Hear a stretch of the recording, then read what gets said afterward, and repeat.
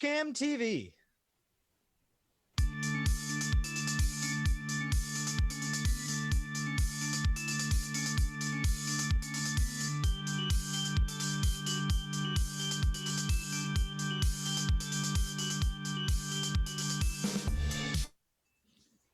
Good afternoon, Hopkinton, and welcome to the Hopkinton Hangout Hour. I'm your host, Mike Terosian, and welcome everybody to the Monday, July 5th edition. And with me, co-hosted today is Bob. Hi, Bob. Hi, Mike. All right. And we're lucky to be joined by Hopkins' finest frontline workers out there is Health Director Shaun McAuliffe and our own nurse, Kasey Mauro. Hi, guys. How you doing? Hi. Hey, there you are, Kasey, I've got to let you take a break. You must have just came in from all your wonderful fun stuff you had to do this morning. So, oh yeah, I was working with Park and Recs, getting them all situated. So that's fantastic. So, Shaun, here we are. It is July 5th. Governor says, hey, guys, you can open up again and do more things and more things, you know, gymnasiums and personal training, all that kind of stuff. So won't you give us a little quick synopsis of what's going on as of today? So I'll start off by saying that what the typical routine is that they release the new regulations on Friday. The health director and staff review the regulations over the weekend, and then we prepare for the Monday opening and the implementation of those new regulations that were just passed. So you are absolutely correct. They released a bunch of new regulations for the phase 3 reopening, but the majority of those that apply directly to Hopkinton were not released. So, you know, like our focus right now, as you know, as we discussed a second ago, you know, is getting like Parks and Rec open, getting the facilities across the town open, and establishing the protocols that are going to have a direct influence on, you know, the residents of Hopkinton. So, you know, it's my goal to help get, you know, Little League and Babe Ruth and soccer, all of these things that would provide, you know, the children of Hopkinton, you know, just a way to, again, start socializing and to get it, you know, just getting back to a normal routine. All of those regulations are still pending. You know, I can say that, you know, for the people that are members of the Y, or yeah, I guess it's mostly people that are members of the Y. If you're looking to get your child into swimming lessons, they are now allowing contact for those. Like my two young girls are just learning to swim, so I can now enroll them in a swimming class where close contact is required because of their limited swimming abilities. And then there are still requirements about distancing on the pool deck, and they limit the requirements to 40% of the occupancy. They've opened up all outdoor trails, bike paths, rail trails, and they're allowing, like the Trails Club could gather a group of 12 people and they could take people out on tours as long as the groups are 12 people or less. Socially distanced, face coverings. Playgrounds are open now. Again, actually all playgrounds, ball fields, recreational facilities that were previously closed by the governor are now open, with a reminder that, again, people need to socially distance, wear face coverings. There's still a gray area about what proper cleaning of a playground would be, because they specifically say disinfectants aren't to be utilized, and we're trying to get some clarification on that. And these are the things that, you know, with the governor's releases each week, or every couple of weeks. There is some, there's always going to be some questions. So our job here is to help navigate those new rules, add color to those gray areas, Okay. and really help guide, um, people like Parks and Rec and the business owners in town on how to best address these issues. So it's a lot of work. We're getting better at it. It's just like this weekend was frustrating because, again, the things that I really want to make a move on and provide guidance to, those things just haven't been released yet. Right. So it's just not you making up all these rules. This is coming from higher authorities. No, we Yeah. our role is to help implement the rules, and we are the enforcement agency for the state and the federal government. All right. So if anybody doesn't like these rules, it's not your fault. No, That's what we're trying to say. but I'm the one that You're the guy.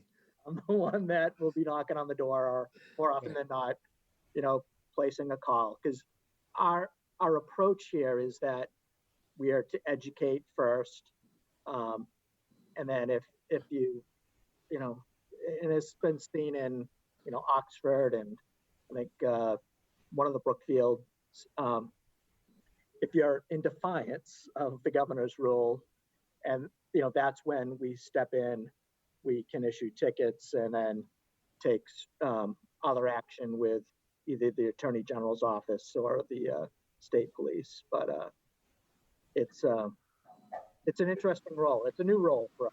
So you've always had some kind of enforcement Right.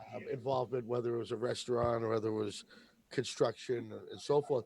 But this here just adds a new level of enforcement. And let me just ask you, without getting into specifics, but has everyone been okay? I mean, as far as good to you, have you really had to clamp down and get the boys in blue to back you up? No, I mean, people have been, generally speaking, people have been very cooperative. I mean, we have had, off the top of my head, at least 3, if not 4, businesses in town that have received letters from the Department of Labor and or Attorney General's office, and they've come into compliance, and we haven't received any further complaints or instruction from either the AG's office or the Department of Labor and Standards. So they've been doing well. And then, So was that more due to lack of education, or was it more defiance? Poor implementation. One company was utilizing a European standard on their manufacturing floor, and then once they adopted the U.S. standard,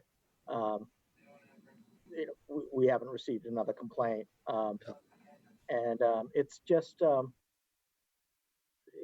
it's just providing the proper distance, or making sure that people are following illness policies, etc.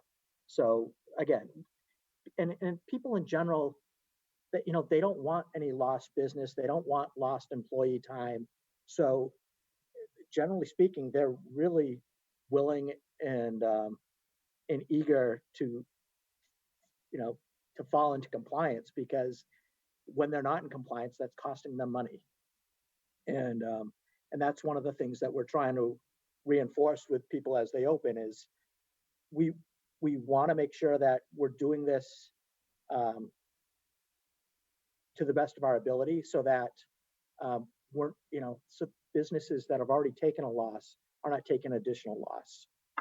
And then if there are policies or procedures that people have issue with or questions about, we are the vehicle to take those questions back up to the DPH or the Department of Labor or the AG's office or the Executive Office of Environmental Affairs. Like we have that audience. I was emailing them at 10 o'clock last night to try to get clarification on several issues. So, we encourage people that have questions to bring them to us so that we can get that clarification for them. Oh, that's outstanding. So now we just completed what a week of or two of the outdoor and indoor dining and so forth, um, which was great because my one of my biggest I'm a big fan of all the local restaurants and establishments because I believe in, you know, I believe in them. I think they're a big part of our community. And I know everybody is happy to get out of their house a little bit and just getting stuff out of the styrofoam boxes and actually sitting down and enjoying a meal outside or inside. How's that opening begun in town? Of all the places are up to snuff and everyone doing what they can? I mean, generally speaking, things have been going well. We've received several complaints um, about, you know, and they're one-offs on an establishment. Um, we've had some on the state beach on distancing and face coverings, but generally speaking, the restaurants are doing their part. It's more so just reminding people that this isn't a time to become complacent.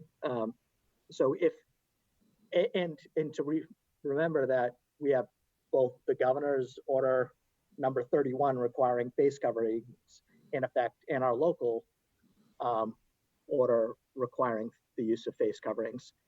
Those are still in place. So if you're waiting outside of a restaurant, you should have, and you're in a group of unrelated people, you should have a face covering on. If you're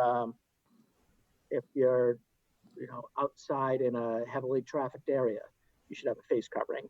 Um, if in a you should always have one, on your body. And this is the stuff that you know I can't tell you how many groups of kids that I've seen, wandering town playing basketball that don't have face coverings with them.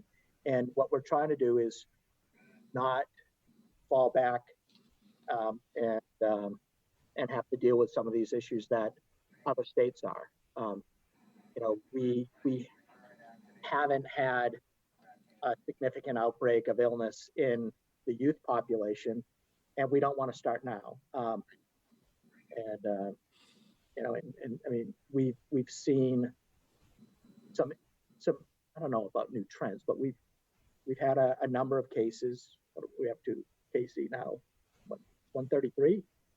Yeah, we're at 133 for cases, for our total cases for the town. I think we have 9 active right now.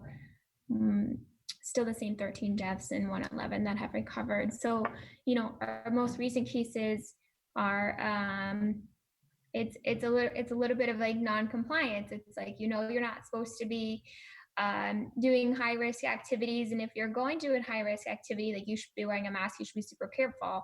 And it's people that are doing some of the activities that are not officially like okay to do, but people are either on one side of the spectrum or the other. There's people that don't want to leave their house yet, and then there's people that like leave their house without a mask on and fly to Florida. So there's just all over the map.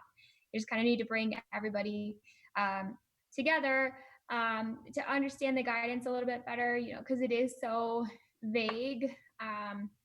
They leave a lot of room for like people to be able to be compliant, based off of the types of services and support they can get.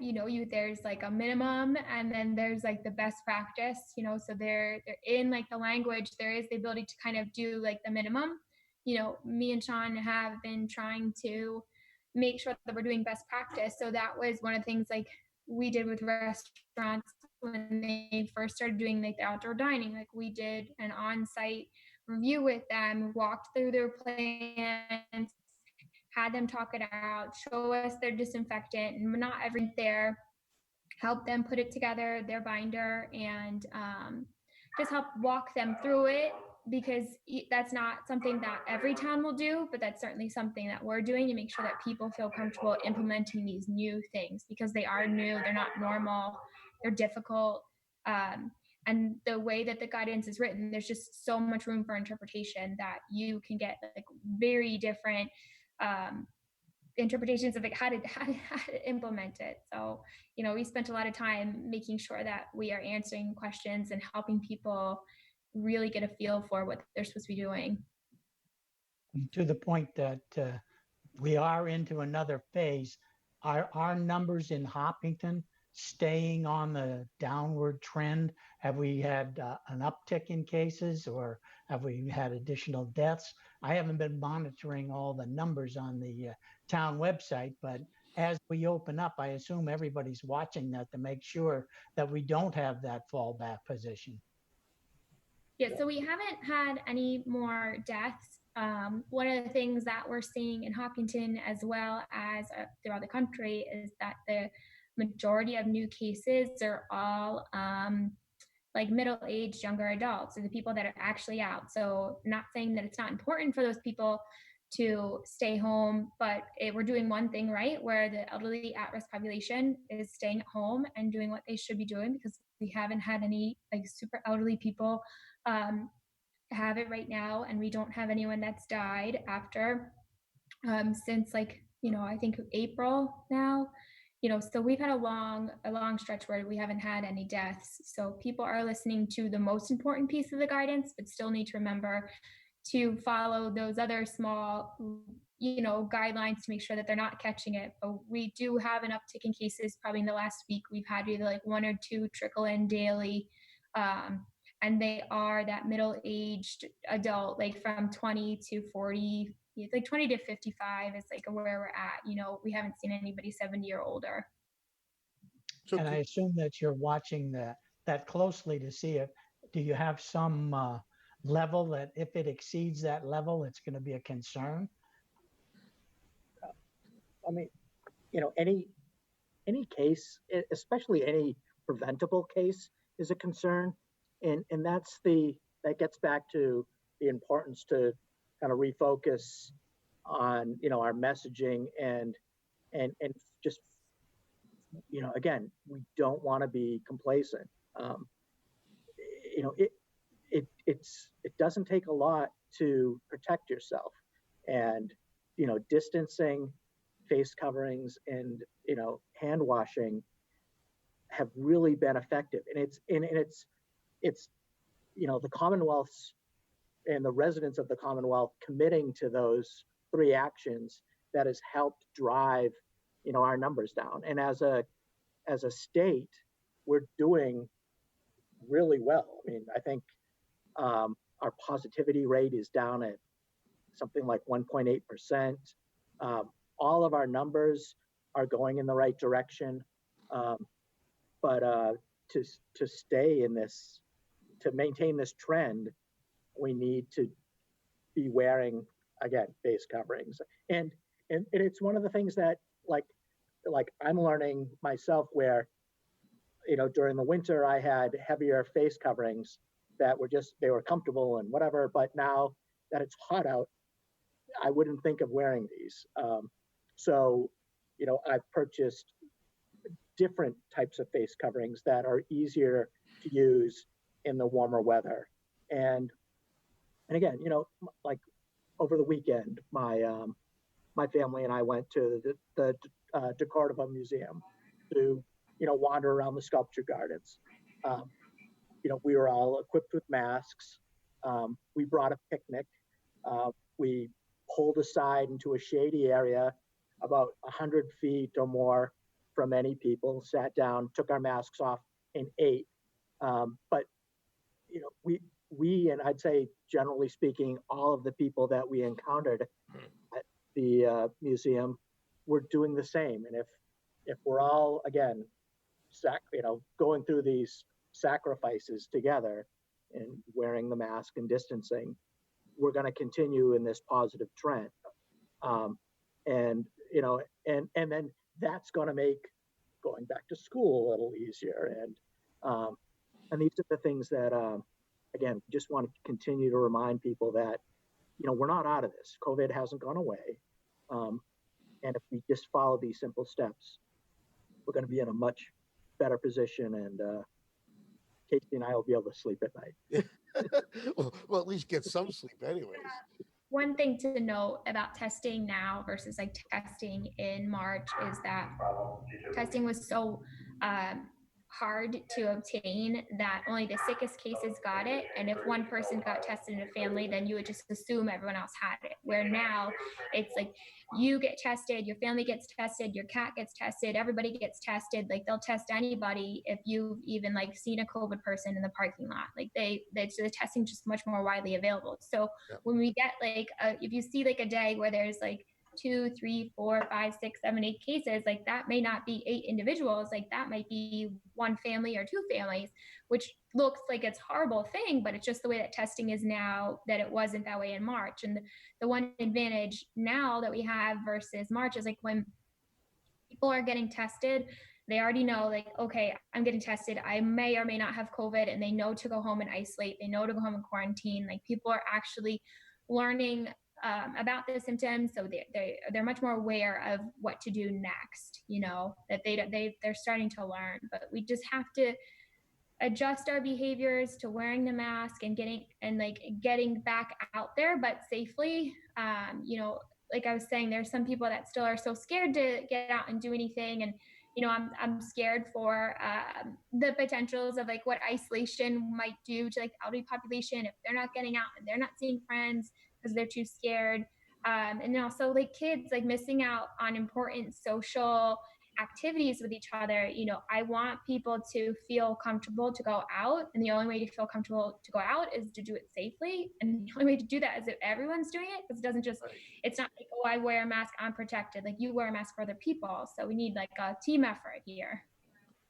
I hear so we're hearing a lot of myths out there that we got to displace. And like you said, I've already tested negative, so I'm fine. That's one of the better ones. The rate of deaths are decreasing, so things are getting better, right? You know, and my favorite is maybe we should just let nature take its course and get herd immunity. Uh, I mean, what do we do here? I mean, when you talk about carrying a mask now, yes, I'm even to the point, being in the fire service, I got one in my wallet. I got like a dozen in my car. I keep one in every baseball cap I wear just to have it around. Because I noticed I was out at a restaurant, outdoor seating, and I went up to use the men's room. And I get up and I go and, oh, 2 steps away. Oh, forgot my mask. When it hit, and it's just training. It's like teaching your kid to wear a seatbelt every time you get in the car. This is going to be around for a while. This is going to be around well after the vaccines start going out, and we just got to suck it up, get used to it, and let it work. We don't want to be like Florida and Arizona, where now they're back at the beginning again. They're closing everything up. Right. And they're all backstepping now and now requiring masks because you know it's not a perfect strategy, but it sure helps. So Sure. now they're all backstepping and adding them in. And the thing is, in those those regions, like I've been discussing this with the DPH, is like down south, this is the equivalent of their winter, where everybody's going inside because it's unbearably hot, and they're in situations where there's a lot more close contact, and they believe that that's contributing to the spread. But like they also tend to start school early, like in August. Yes. And they're in a terrible position to start schools. And what we're trying to do is we're figuring out the best way to open our schools. And again, as Kasey said, the best thing we can do for our children is to give them that opportunity to socialize and kind of reintroduce themselves to a normal school environment. It's just going to be a much healthier situation. And what we want to do is make sure that we are setting ourselves up to be in the best position we can, so that when we do open schools, we're being as protective as we can, and we're not backstepping. Right. So would you recommend for schools, and I mean, this is hypothetical, everyone's thinking, but I've seen it. All right, we got rid of the reusable bags, and we're back to single use. I just got my groceries today from Price Chopper, and everything's in those plastic bags that we banned, and I can't use my other ones anymore. Are you going to see this happen with the kids? Are they going to have to literally brown bag it when they go to school, or are they going to say, "Hey, you can't bring anything in, buy school lunches, and guess what? We're going to make school lunches free just so you don't do this." What is that being considered? Technically, regarding Price Chopper, is we are now authorized to uh, put into place our bag ordinance. So you can start bringing your reusable bag to the supermarket again. But that is the, as far as school lunches and stuff, what we're looking at doing, and what was being tried in other environments right now during the summer is this kind of compartmentalization where you assign um, a group of students to a certain instructor or counselor, and they they go to camp together, or they go to school together, they eat together, they basically they socialize together in that educational environment. And then if there's an oops, you're putting that little subgroup of 8, 10, 20 people out instead of putting the whole school out. And you know people like Boston University is looking at doing this even into the dorm situation, where they're creating households. And I think this is going to be the model that is deployed, and that probably has the greatest chance of success. Is if we can manage the health of these little cohorts, um, we have a much better chance at bringing our students and our teachers into an environment that's both safe and you know uh, that's just closer to norm. Um, so, Right.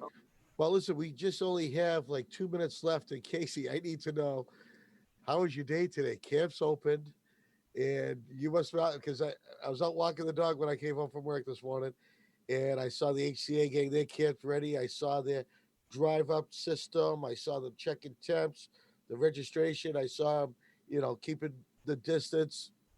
Uh, what's going on out there? I thought they did a great job. We're asking these camps and teachers and art class, like art teachers and stuff, to do like all these new protocols that have nothing to do with anything they've done before. So I really was pleasantly surprised with everything that I saw.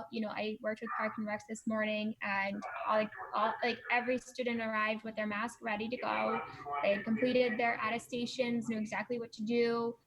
The kids, the counselors said that it was probably the best behaved first day they've ever had, because I think everyone's a little bit nervous. We're all like a little bit nervous to make sure it's going to go well. So the kids were really, really good at listening. They maintained space without having to be asked. They were really easy to work with. So I was happy with that. The counselors and the director were all confident with how things went. I was happy with how things went. I was there for the morning session just to make sure. Great. If they had any questions, I was available.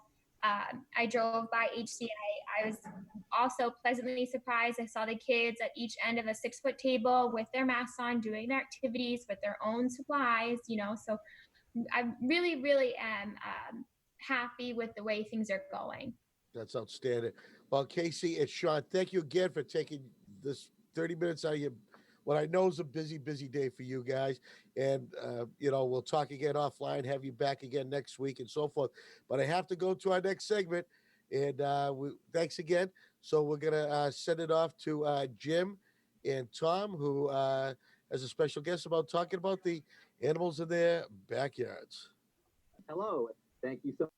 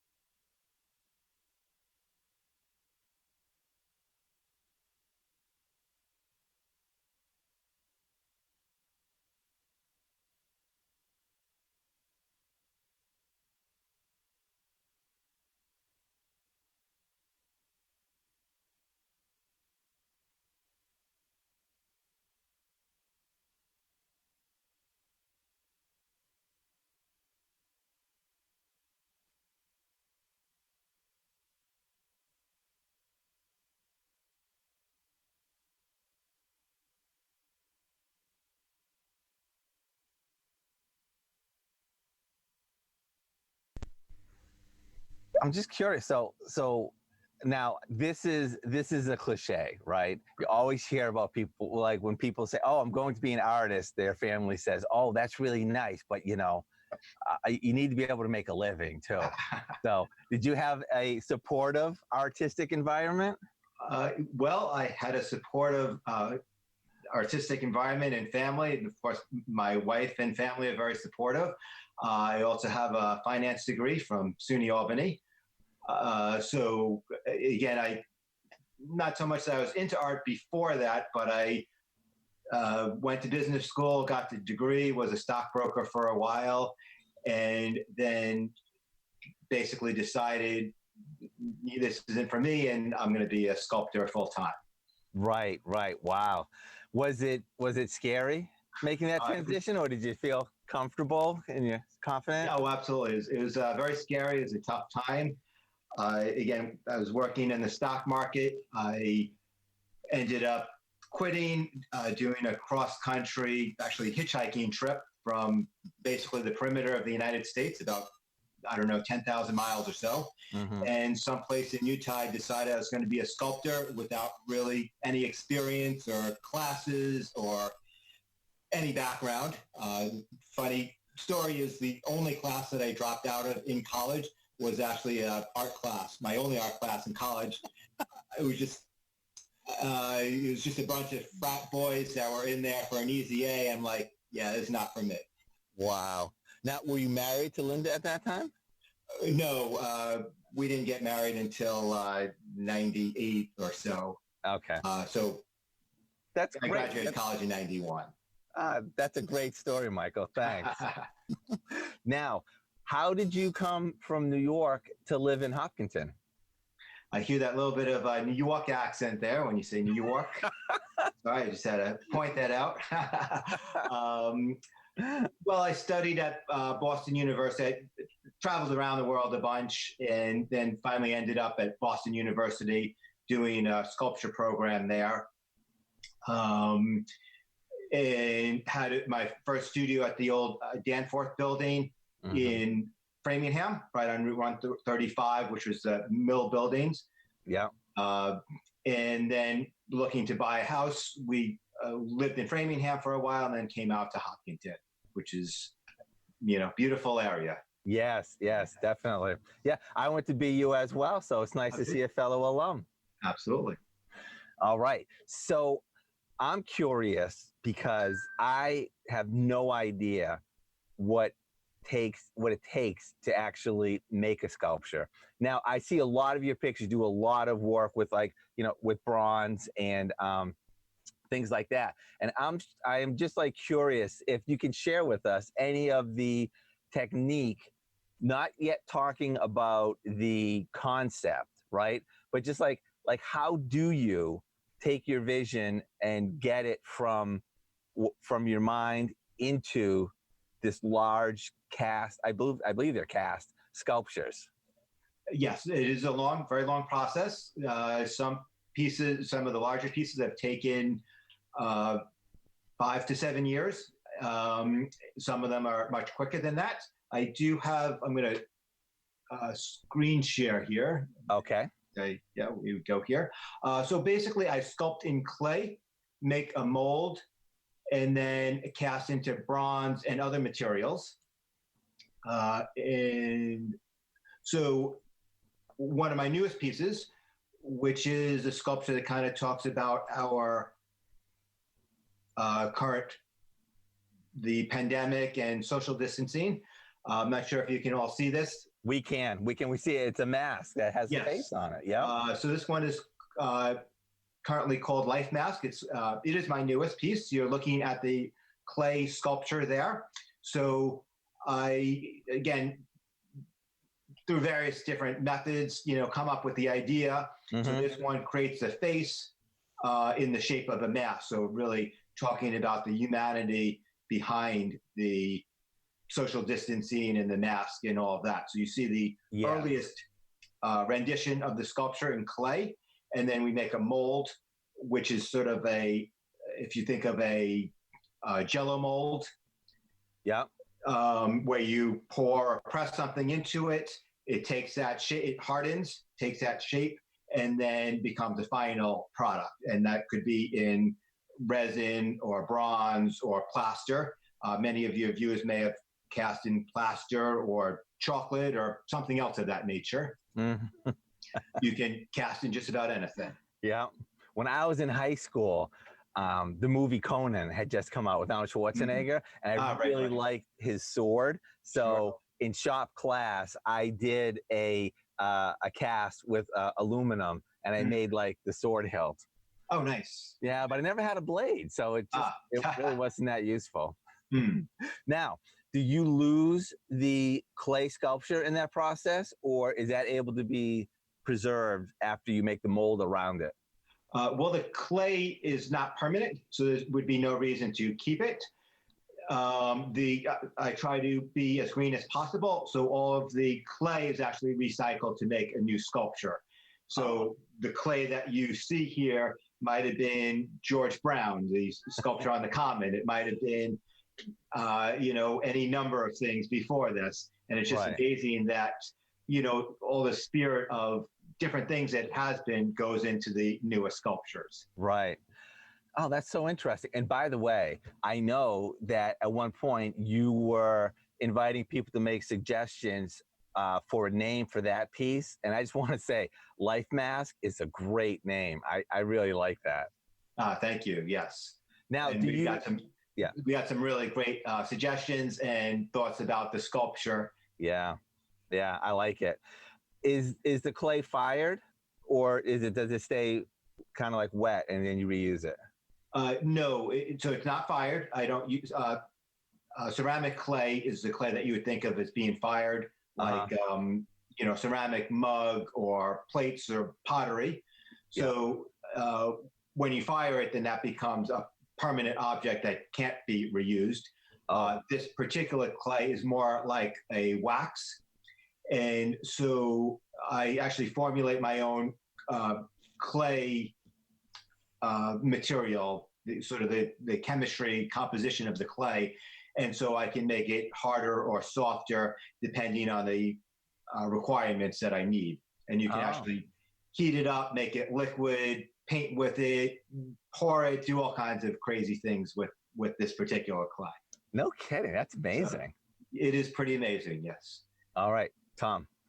I was just curious. So how long does the clay last? Does it ever expire or get too hard to use or anything like that? If you take care of it, the clay will last forever. There's stories about some of Leonardo da Vinci's clay that he used being sort of passed down through the generation. So that's like, 500-600 years old. So this kind of plastilina, which is an oil-based clay, can really last forever. And how much do you have? Well, I'm just wondering, like, did you have a George Brown statue sized piece of clay?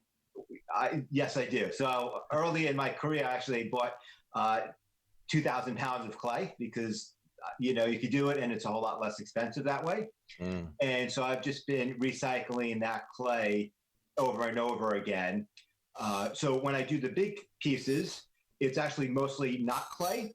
So essentially to get it to stand up for a big piece, you make a metal armature, which is the support. And then I actually use styrofoam, if you think of your blue board home insulation type foam. Yeah. So that stuff you can cut, carve, glue together basically to make almost like a mannequin.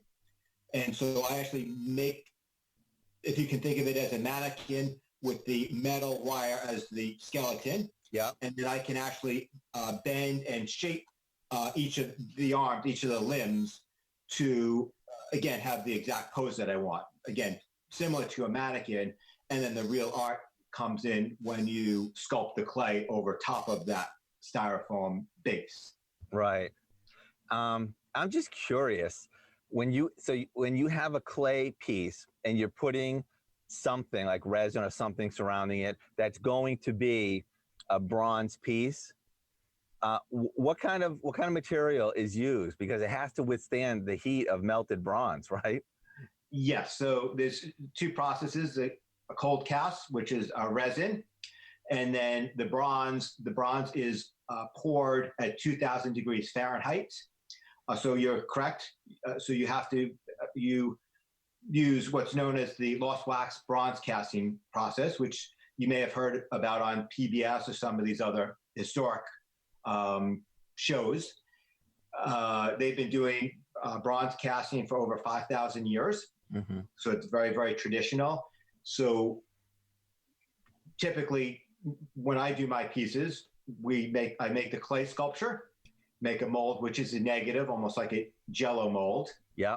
Then to do a bronze, you pour wax into that mold. Oh.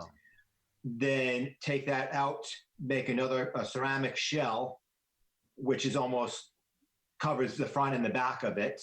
Melt out that wax, which is the lost wax part of it. Yeah. And then you can pour in the molten bronze at 2,000 degrees Fahrenheit. So it's basically like pouring liquid lava. You know, if you think of like seeing images of Hawaii and the lava flowing down the rocks and it's all glowing bright hot. Yeah. If you think of that being poured from a big kettle into almost like a coffee cup. So like filling your coffee cup with 2,000 degrees hot molten metal. Yeah. Let that cool down to black. So it's like a solid block of metal. And then you chip away that shell or coffee cup or whatever you pour it into it. Yeah. And then you have a sculpture that will last thousands of years. Wow. So at one point there was a wax George Brown statue. Absolutely, yes. So, but it's not solid, is it? It is not solid. The bronze wall is about half an inch thick or so. Okay. And with the metal, that's all you really need. Now that's what this, Michael, is a question I've always had in my life. I understood what you described as the lost wax process, but when you make your wax, then you put something around it, and then you melt that all out, you just have a cavity that is your sculpture. When you pour metal into it, how do you get it so it's just a half an inch thick and not solid? Well, again, you have a mold part in the front and a mold part in the back. Oh. So the part that's the wax, which is a half an inch thick, is when that wax melts out, essentially you have a very thin cavity. Again, like if you think of a coffee cup, if you squash it together, so instead of being round, you have a very flat, thin coffee cup that's a half an inch thick, and whatever length or width. Okay. And then you can pour the molten bronze into that. And it's cast in many pieces. So George Brown with maybe 10 or 15 pieces. Then those all have to be welded together. We do metal chasing, which makes all the seams invisible. Yep. Sandblast, patina, and all that good stuff. Right. Okay. Well, thank you so much for that. That is enough on the technical side, because I'm really interested in what makes you tick. Okay. So when I like being commissioned for a piece of work is one thing. Now I know you were commissioned to make the George Brown statue. Absolutely. When you are sitting around and you're thinking and you are coming up with a piece of art that you want to make, what motivates you? What kind of things do you go for with your art? What are you trying to express? Sure. Well, I really try to express very contemporary things that we're going through. Again, similar to the life mask sculpture. So, and I try to have a piece that really speaks to the humanity. So the life mask, and I'm going to screen share and go through a couple of photos here on my website. You can also see, the viewers can see my work on my website, michaelalfano.com. Great. Again, you see the life mask here. Again, really trying to capture the humanity and beauty of the human form behind the mask, and getting at what we're going through with the social distancing and the quarantine in a very somewhat light and fun way, but also somewhat serious. This is another new piece called Tangled in Truth. And so the figure, and can you see the sculpture there? I can't. Tell me about that. Is it coming up on your screen there? Or is that? Yes. Okay. Okay. So you see the figure kind of lifting up a book, and then the pages of the book are kind of scrolling around him, kind of talking about how in present day truth has been eroded and kind of gets so entangled that it's very hard to find out what the actual truth is and where information came from. And so the figure, he's raising up the book, so really honoring the truth and the facts, but also with a hand kind of protecting himself from it. So while there's a desire for the truth, there's also a defensive mechanism that's coming in. And I think this is also a age-old response that we all have. Yeah. There's a wonderful quote that goes with this particular sculpture, something like, "The truth will set you free, but first it will piss you off." Now, was that your signature? That's from Joe Class from Okay. Steps of Happiness. So each of my sculptures has a quote that goes with it. And so I really like to have both the literary, philosophical thoughts to go with the sculpture, as well as the image. And I actually have the sculpture behind me. I'm going to shoot around, and you can actually see it in 3D here. Oh, okay. There we go.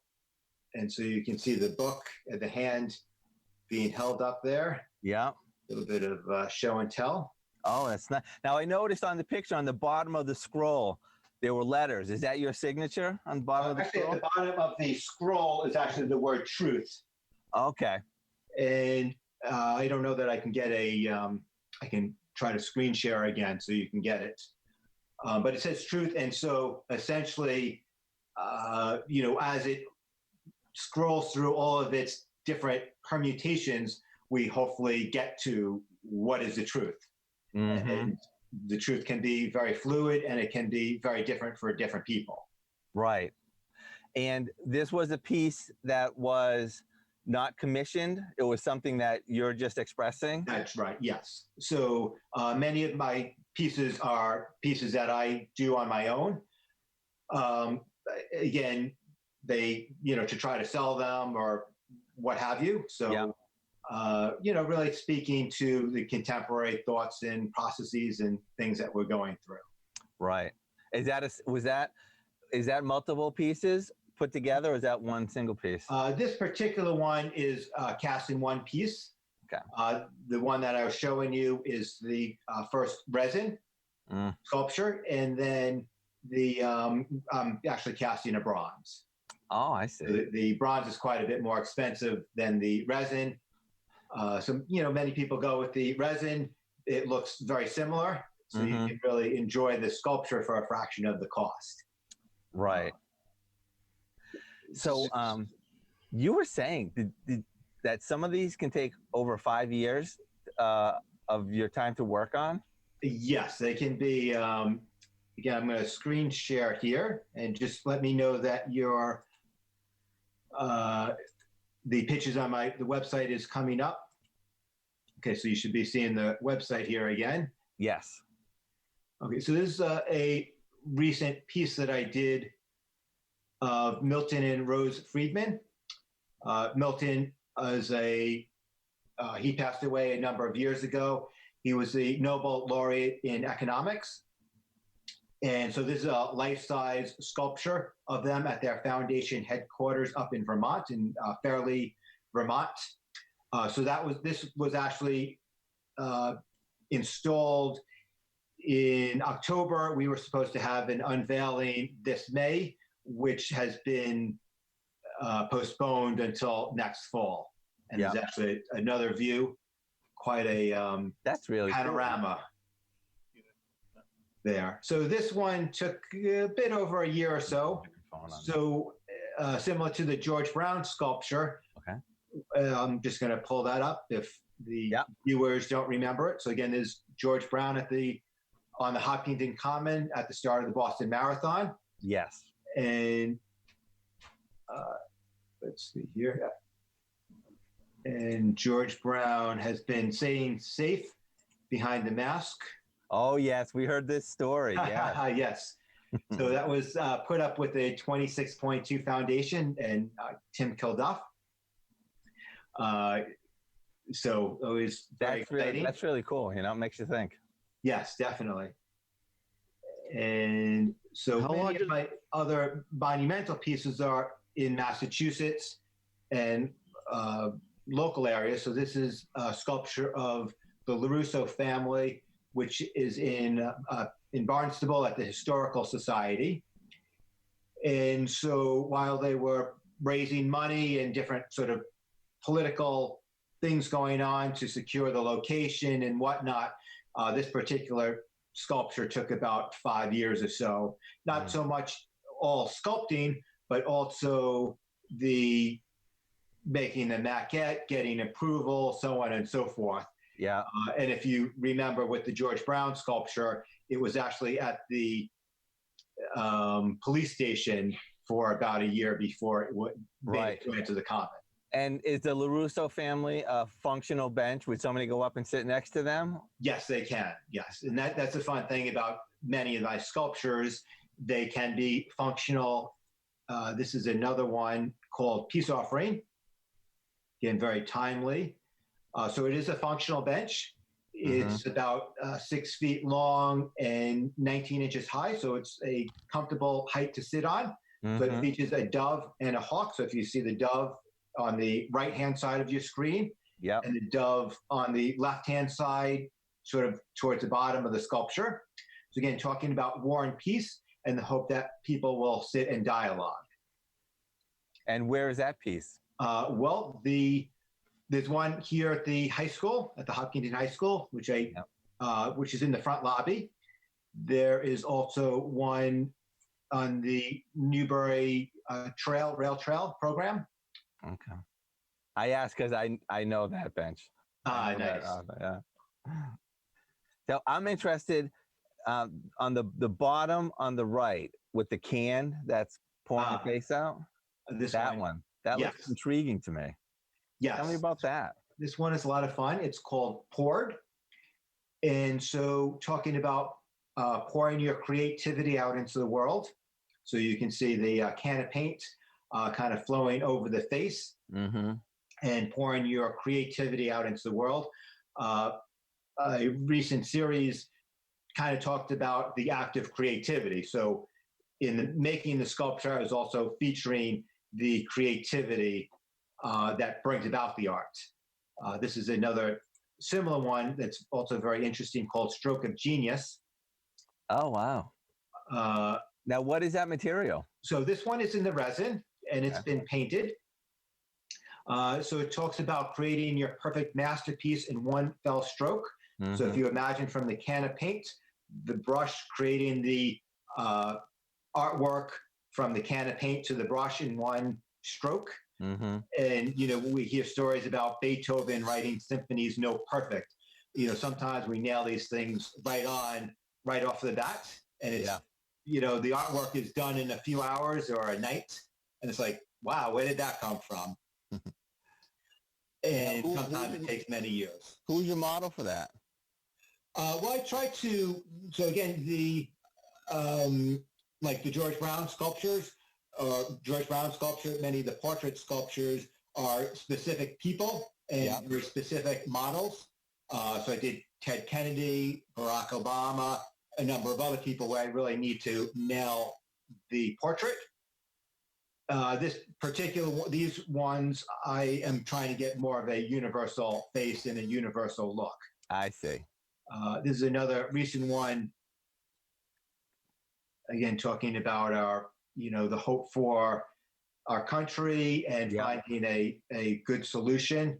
So if you can see you see a face profile. The letters on the right side of the face spells the word hope. Okay. I try to keep things a little bit subliminal. So you have to, there's an active discovery. Yeah.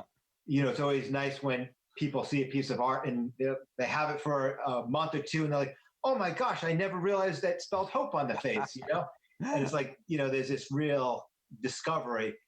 And then kind of the stars kind of flowing off of the flag. Yeah. And talking about unity and trying to keep everyone together and working, sort of on the same agenda. Right. And I think that's kind of a style of yours where I see where you have faces that are not just like a straight face, but they're blocks or they're different segments that come together to make a face. And I think that's an interesting style.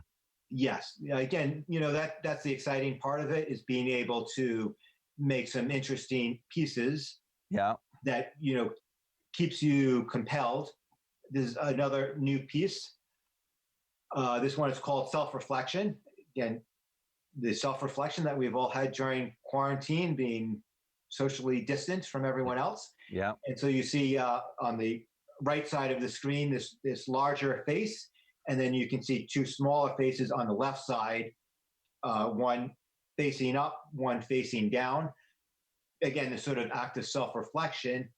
And the interesting thing is the two smaller faces share the chin, which is sort of the nostril of the nose.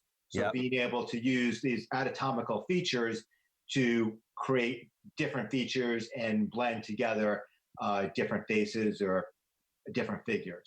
How do you start that? Do you start with like saying, I want to embody self-reflection, and then do you sketch it out, or you just play around, not play around, but work in clay? How do you come to that? Play is the right word. So again, many of my pieces, I'm thinking about it in my head. Again, there's, I don't know, I think Bobby Orr, one of the hockey greats, used to talk about he'd, go to sleep thinking about how he could score a goal in a new and innovative way. He was always thinking, how can I score the next goal? What kind of crazy thing can I do? Yeah. And so it really starts in the laboratory of your brain. Mm-hmm. And then when I go to paper and play with the clay, I'm trying to figure out how these things will, come to fruition in a way that really speaks, is compelling, looks good. Many of my sculptures don't make it out of the basement just because it's a great idea, but it just doesn't ever, execute well.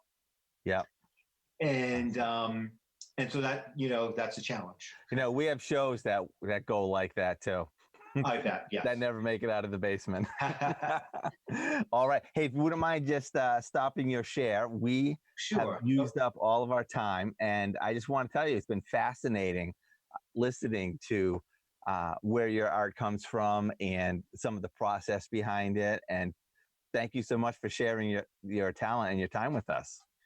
Very good. Thank you so much for having me. It's always a pleasure, and all the best, and stay healthy. All right, you too. Bye-bye.